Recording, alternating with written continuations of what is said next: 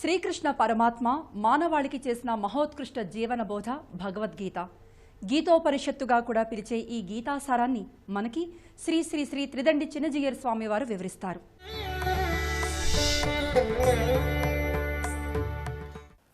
ఆపదామపహర్తారం దాతారం సర్వసంపదాం లోకాభిరామం శ్రీరామం భూయో భూయో నమామ్యహం.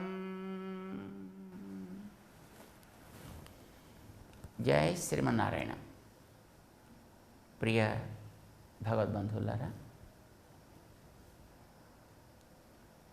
ఒక గ్రంథానికి తాత్పర్యాన్ని నిర్ణయం చేయాలి అనంటే దానికి ఒక 6 అంశాలు గమనించాలి అని మనకి శాస్త్రం చెప్తోంది. ఏమిటి ఆ 6 అంటే ఉపక్రమోపసంహారౌ అభ్యాసాపూర్వతా ఫలం అర్థవాద ఉపపత్తి చ లింగం తాత్పర్య నిర్ణయే అంటారు. ఇది ఎవరి కోసం అంటే మనం గ్రంథాన్ని గ్రంథంగా గౌరవించాలనుకున్న వాళ్ళకి, విషయాన్ని విషయంగా తెలుసుకోవాలనుకున్న వాళ్ళకి, విషయం వల్ల మనం లాభపడాలి అని అనుకున్న వాళ్ళకి, ఆ విషయం మీద మనకు ఒక విలువని గుర్తించిన వాళ్ళ కోసం ఈ నియమాలన్నీ. ఏదో అక్కర్లేదో మన నోటుకు వచ్చినట్టు మనం చెబుదాం, జనానికి నచ్చితే చాలు, జనం మనని మెచ్చితే చాలు అని అనుకున్న వాళ్ళ కోసం ఈ నియమాలు కావు. నిజానికి మనం ఇప్పుడు చేసేటటువంటి ఈ గీతా అధ్యయన తరగతులు కూడా అలాంటి వాళ్ళ కోసం కావివి. ఎవరికి శ్రద్ధ కలిగి దాని యందు విశ్వాసం ఉండి అది మనకి ఎలా ఉపయోగపడుతుందో దానిని గమనించాలనుకునే వాళ్ళ కోసం. ఏమేమిటవి? దీన్ని షడ్విధ తాత్పర్య లింగములు అని అంటారు. దీన్ని ఉపక్రమోపసంహారవు, ఇవి 2 గమనించాలి. గ్రంథం ఎట్లా ఆరంభమైంది, గ్రంథం ఎట్లా అంతమైంది, ఈ రెంటికి మధ్య పొంతన ఉందా లేదా. అక్కడ తూర్పున ఆరంభమయ్యి అది పశ్చిమాన సమాప్తం కాకూడదు. ఎక్కడ ఆరంభమైందో, ఏ రకమైనటువంటి విషయ ప్రతిపాదన కోసం ఆరంభమైందో అలాంటి దాంతోటే మళ్ళీ దాని యొక్క సమాపనం కూడా ఉండాలి. ఏ విషయాన్నైతే అది చెప్పదలుచుకుందో దాన్ని మధ్య మధ్యలో అభ్యాస కావిస్తూ ఉండాలి, అంటే మళ్ళీ ఒకసారి జ్ఞాపకం చేస్తూ ఉండాలి. కనుక ఇది బలాన్ని సాగుతోంది ఇందులోనని మనకు తెలుస్తుంది. అపూర్వత ఇతరమైనటువంటి గ్రంథాల్లో ఉండేదానికంటే ఇందులో ఏదో ఒక వైలక్షణ్యం ఉంటుంది, ఏదో కొత్తతనం ఉంటుంది. లేకపోతే ఈ గ్రంథాన్ని ఎందుకు అందిస్తారు కనుక. అంచేత ఏమిటి ఆ కొత్తతనము, దానికి అపూర్వత అని పేరు పెట్టారు. అసలు ఈ గ్రంథాన్ని మనం అధ్యయనం చేయడం చేత వచ్చే ఫలితం ఏమిటో మనకి తెలియాలి. అంతేకాకుండా చెప్పదలుచుకున్నటువంటి విషయం మీద మనకి శ్రద్ధ కలగడానికి, అది మన మనసులో చక్కగా స్థిరపడటానికి దాన్ని కాస్త 4 అనుబంధంగా ఉండేటటువంటి విషయాలను కూడా చేర్చి దాన్ని బలపరచాలి. ఉపపత్తులు అంటారు దాన్ని. అంటే ఈ కారణం చేత ఇది ఇలా, ఈ కారణం చేత ఇది ఇలా, దీన్ని ఉపపత్తులు అంటారు. ఇలాంటివి గతంలో ఎక్కడైనా జరిగిన సందర్భాలుంటే ఆ సందర్భాలని కూడా మనం తీసుకొచ్చి అక్కడ జోడించాలని అర్థవాదము అని అంటారు. అంటే సాధారణంగా మనకి తెలియాల్సినటువంటి ఒక నీతిని చెప్పడానికి కొన్ని కథలు చెప్తుంటారు చూడండి. మనందరికీ తెలుసు, మనకి ఎవరైనా ఊరికే పొగిడేస్తే అమాంతం ఎగిరి కింద పడకాయా, ఎవడో 4 మంచి మాటలు నీ ఎగిరి చెప్తే టక్కుమని పెరిగిపోయి చెస్ట్ పెంచేసుకుని చొక్కా చింపేసుకోకాయా. ఎందుకు వాడు ఆ పొగడ్త చేస్తున్నాడో గుర్తించు, పొగడ్తలకి పడద్దని చెప్పాలి. దానికోసం మన వాళ్ళు ఒక కథలు చెప్పారు. కాకి నక్క బావ కథ మనకందరికీ జ్ఞాపకం ఉంటుంది. చిన్నప్పుడు చెప్పేవారు పంచతంత్రంలో. ఏదో కాకి మాంసపు ముక్క ఎత్తుకుని అది పైన ఎగిరిపోతుందిట. నక్క దాన్ని చూసింది, తనకి అది తినాలనిపించింది.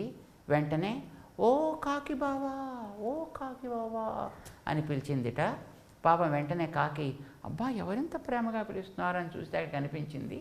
వచ్చి ఒక చెట్టు కొమ్మ మీదది వాలిందిట. చెట్టు కిందకి చేరింది నక్క. ఏం చేయాలి ఇప్పుడు దాన్ని?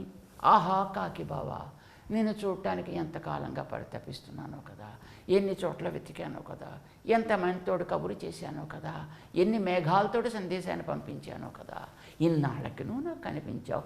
అసలు నేను ఇంత ప్రయత్నం నీ కంఠాన్ని వినాలని తపనతోటి చేశాను. నీ కంఠాన్ని వింటే నాకు కొత్త ప్రాణం లేచి వచ్చినట్టు అవుతుంది.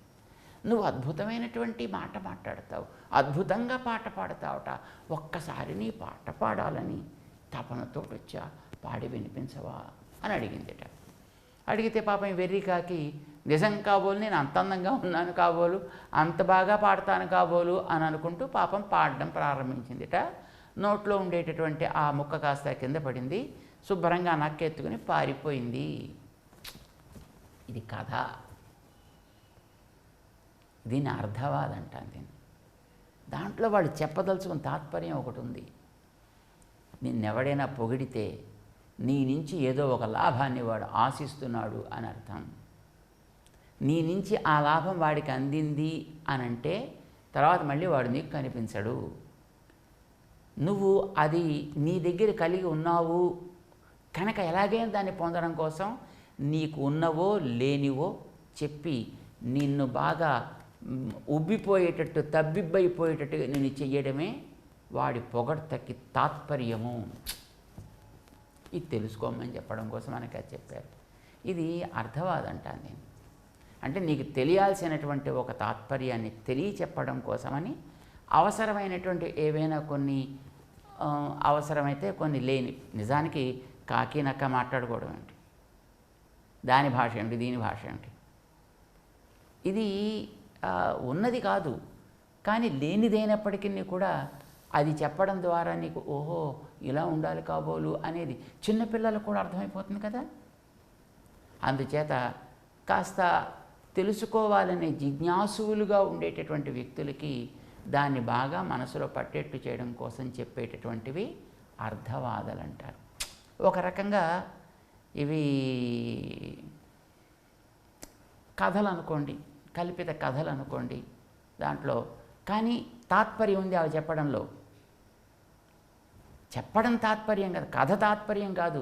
కథ వల్ల నీకు ఇవ్వాల్సినటువంటి నీతి అది అక్కడ దాంట్లో ప్రధానం. సరే, వీటన్నిటిని గమనించి గ్రంథం యొక్క తాత్పర్యం చెప్పాలి. ఈ 6 రకాలైనటువంటి తాత్పర్య లింగములు అని అంటారు వీటిని. వీటి ద్వారానే ఒక గ్రంథం యొక్క అర్థాన్ని నిర్ణయం చేయాలనేది శాస్త్రకారుల యొక్క విధానం.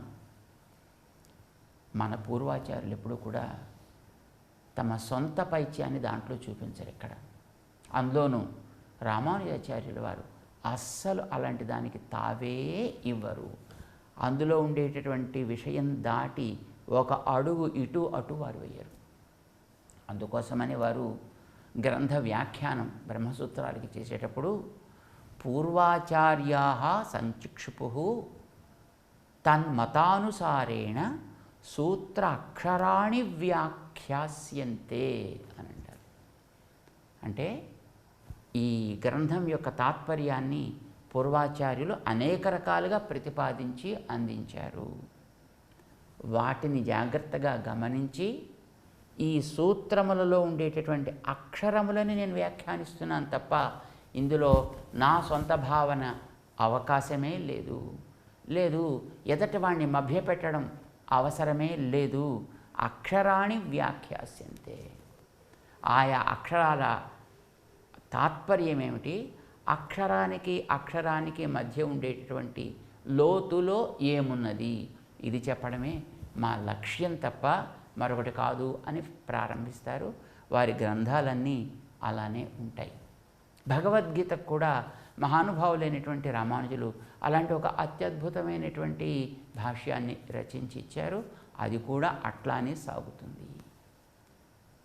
భగవద్గీత అనే పేరుతోటి ఇతరత్ర చెప్పేవన్నీ కూడా వినచ్చు, అందులో మనకి నచ్చినవి ఏమైనా ఉంటే తీసుకోవచ్చు, మిగతా దాన్ని జాగ్రత్తగా ఒక ప్రక్కన పెట్టడం అనేది శ్రేయకాముడికి కర్తవ్యము, బాగుపడదలుచుకున్న వాడికి కర్తవ్యం. అది వద్దు అని మనం అనం, అది పనికిరాంది అని కూడా మనం అనం. కానీ గీతోపదేశాన్ని మనకి అందించిన కృష్ణుడి యొక్క భావాన్ని గుర్తించాలి అని అనుకున్న వాడికి మాత్రం ఇది తప్పనిసరి. అందుకే సంకేతంగా ఏది దీంట్లో సంజయుడు నింపి మనకిచ్చాడు అనేది తెలియచేయడం కోసమని 1వ అధ్యాయంలో 14వ శ్లోకాన్ని చక్కగా జాగ్రత్తగా గమనించాలి అని చెప్పేది. సరే, ఇదంతా మనకు ఉపోద్ఘాతంలోకి వెళ్ళిపోయింది. ఇక అసలు గ్రంథంలోకి వెళదాం. ఏమిటి సంజయుడు చెప్పింది అందులో? శ్లోకాన్ని ఒకసారి చూద్దాం. తతః శ్వేతైర్హయైర్యుక్తే మహతి స్యందనే స్థితౌ మాధవః పాండవశ్చైవ దివ్యౌ శంఖౌ ప్రదధ్మతుః. తతః అటుపైన శ్వేతైః హయైః యుక్తే తెల్లని గుర్రములు పూంచినటువంటి మహతి స్యందనే చాలా గొప్పదైనటువంటి రథములో స్థితౌ ఉన్నటువంటి మాధవః పాండవశ్చైవ, మాధవుడు పాండవుడు పేర్లు అవే చెప్పారు. సరే, అది మాధవుడు అంటే కృష్ణుడు అని మనకు తెలుసును, పాండవుడు అంటే అర్జునుడు అని మనకు తెలుసును. కానీ పేర్లు జ్ఞాపకం పెట్టుకోవాలని కదా మనం అనుకున్నాం, సంకేతాలు కనుక. ఏం చేశారు? దివ్యౌ శంఖౌ ప్రదధ్మతుః, వారికి ఉండేటటువంటి అతి ప్రభావం కలిగినటువంటి ఆ శంఖములని పూరించిరి. ఇందులో ఒక్కొక్క పదం ఎంతెంత లోతు ఉంటుందో ఒకసారి మనం చూద్దాం. తతః, ఆ పైన అని అర్థం. ఆ పైన అంటే అంతవరకు ఏం జరిగింది? దుర్యోధనుడు నీరసించిపోయాడు, పూర్తిగా దిగులు పడిపోయాడు. ధృతరాష్ట్రుల వారు సంజయుడు చెప్తే వినేసి ఊరుకున్నాడు ఆయన. కానీ దుర్యోధనుడు పాండవుల సేనను చూడగానే కలిగినటువంటి భయం చేత ద్రోణాచార్యుల వారి దగ్గరికి పరిగెట్టి వారి దగ్గర అనరాని మాటలన్నీ అని వారికి కొంచెం మనసు గాయపడేటట్టుగా చేసి, పైగా తనకి నచ్చినటువంటి రీతిలో ఏదో 4 మాటలతోటి ఒక పెద్ద ఆర్డర్ వారి మీద వేసి ఇలా చెయ్యండి అంటూ ఒక ఆజ్ఞని జారీ చేసి తన మానాన్ని తన చోటికి తాను వెళ్ళిపోతే, దుర్యోధనుల్లో కలిగినటువంటి ఈ మనో దౌర్బల్యాన్ని గమనించినటువంటి సర్వసేనాని కౌరవపక్షానికి భీష్మాచార్యుల వారు కదా, వారు చూసి అమ్మమ్మో దుర్యోధనుని ఇలా వదిలితే ప్రమాదం, ఇతనిలో మళ్ళీ కొత్త ఉత్తేజాన్ని మనం నింపాల్సిన బాధ్యత ఉంది అనంటూ వారు తమ శంఖాన్ని అతనికి ధైర్యాన్ని కలిగిస్తున్నట్లుగా పూరించిన తరువాత, ఇది మనందరినీ కూడా సిద్ధపడమని మన సేనానాయకుడు చెప్తున్నాడు అని గుర్తించినటువంటి కౌరవ సేన గొగ్గోలు పెడుతూ ఒక్కసారి మొత్తం అన్ని ధ్వనులు చేసేసి నిశ్శబ్దమైపోతే, పాండవ సేన దానికి సమాధానం చెప్పాలి కనుక సమాధానాలు చెప్పడానికి సిద్ధపడుతుండే సమయంలో తతః, అటు పిమ్మట అంటే కౌరవసేనలో ఉండేటటువంటి నాదములన్నీ వాళ్ళ గోలంతా సద్దుమణిగిన తరువాత శ్వేతైః హయైః యుక్తే, తెల్లని గుర్రములు పూంచినటువంటి మహతి స్యందనే గొప్ప రథము. ఇందులో ఇక్కడ మనకు తెలియాల్సింది ఏంటంటే, గుర్రాలు ఉన్నాయి అక్కడ, ఒక రథం ఉంది అక్కడ, రథంలో ఇద్దరున్నారు, ఇద్దరి చేతుల్లోనూ శంఖాలు ఉన్నాయి. ఇది ప్రణవ రథం, స్యందనము అని దానికి పేరు. స్యందు ప్రస్రవణే అని ఒక ధాతు ఉంది సంస్కృతంలో. ప్రస్రవణం అంటే సాగుట అని అర్థం. నీళ్లు ప్రవహిస్తూ సాగుతుంటాయి చూడండి, అది ప్రస్రవణం అని అంటాం. రథం కూడా అట్లా సాగుతూ ముందుకు వెడుతూ ఉంటుంది కనుక దానికి స్యందనము అని పేరు పెట్టారు. నడిచే అర్థాన్ని చెప్పేటటువంటి పదాలన్నీ తెలివిని కూడా చెబుతాయి అని సంస్కృతంలో ఒక నియమం ఉంది. గత్యర్థాః బుద్ధ్యర్థాః అని. అంటే ఇలా సాగుతోంది అంటే ఇలా తెలుసుకుంటున్నాడు అని కూడా అర్థం అన్నమాట. ఈ రథం అనేది చాలా గొప్ప రథం ఇది. అంటే ఇది జ్ఞానాన్ని నడిపించేటటువంటి ఒక సాధనము, ప్రణవము. రథం ఓంకారానికి గుర్తు. దానికి పూంచిన గుర్రాలు ఉన్నాయి. ఇవి 4 గుర్రాలు. అవి తెల్లటి గుర్రాలు. వాటికి హయములని పేరు పెట్టారు. హయం అంటే కూడా తెలివిని కలిగించేదని అర్థం అండి. హయా గతౌ అని సంస్కృతంలో ఒక ధాతువు ఉంది. నడిచేది అని అర్థం. నడిచేది కనుక జ్ఞానాన్ని ఇవ్వగలిగినది, మనని నడపగలిగినది అని కూడా దానికి మన అర్థం చెప్పవచ్చు. తెల్లటి గుర్రములు 4. ఈ 4 ఓంకారాన్ని నడిపేటటువంటి 4 వేదములు. ఇవి ఎట్లా దానికి సరిపోతాయో మనం తెలుసుకునే ప్రయత్నం చేద్దాం. ఇందులో 2 ఉన్నారు. ఎవరెవరు? ఒక ఆయన మాధవుడు, మరొక ఆయన పాండవుడు. ఏం చేస్తున్నారు? ఇద్దరూ 2 పట్టుకున్నారు. వాటి నాదాన్ని అందిస్తున్నారు. ఏమిటున్నాయి ఓంకారంలో 2? ఏమిటి అందిస్తున్నారు వాళ్ళు? ఇది మనం గుర్తించాల్సింది. రథం ఏమిటో ఎలానో, గుర్రాలేమిటో ఎలానో తెలుసుకునే ప్రయత్నం చేద్దాం. జై శ్రీమన్నారాయణ.